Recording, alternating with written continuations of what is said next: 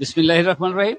আপনার সাংবাদিক বন্ধুগণকে অত্যন্ত ধন্যবাদ জানাচ্ছি যে আপনারা এখানে এসেছেন কষ্ট করে এবং আমাদেরকে প্রশ্ন করেছেন এ ব্যাপারে জানার জন্য।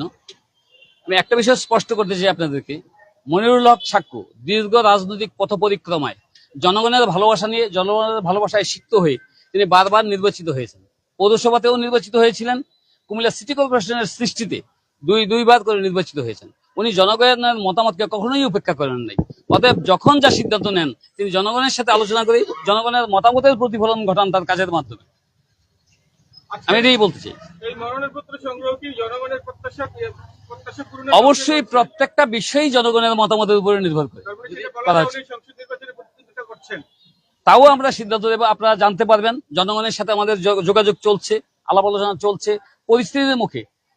সবচেয়ে বড় বিষয় আপনারা জানবেন যে বাংলাদেশ জাতীয়তাবাদী দলের ভারপ্রাপ্ত চেয়ারম্যান জনাব তারেক রহমান বলেছে সবার আগে বাংলাদেশ। ব্যক্তির চাইতে দেশ বড়, দেশের দল বড়, দলের চাইতে দেশ বড়। অতএব মনিরুল হক ছাক্কু জনগণ এবং দেশের স্বার্থে কাজ করে সবসময়। অতএব দেশের স্বার্থে, জনগণের স্বার্থে যখন যে সিদ্ধান্ত নেওয়া দরকার সেই সিদ্ধান্তই নেবেন এবং সময় আপনারা সব জানবেন ইনশাল্লাহ। থ্যাংক ইউ সবাইকে।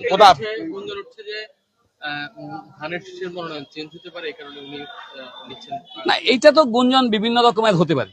এখন তো এমন গুঞ্জনও শোনা যাচ্ছে যে নির্বাচন হবে কিনা, তো এই বিষয়টা তো আমরা জানি না।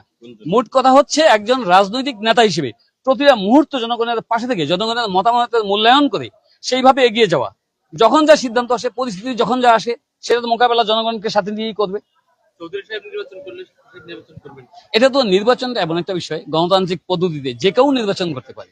একজন নির্বাচন করলে আরেকজনের এই বিষয়টা নিয়ে তো কোনো মতামত আসবে না, আসবে তাও জনগণের সিদ্ধান্তের উপরে। জনগণ যা সিদ্ধান্ত দেবে, তখন পরিস্থিতিতে যে সিদ্ধান্ত দেবে সেই সিদ্ধান্ত এই ছাক্কু সাহেব দেবে। আপনারা জানবেন ইনশাল্লাহ। ধন্যবাদ সবাইকে। আল্লাহ হাফেজ।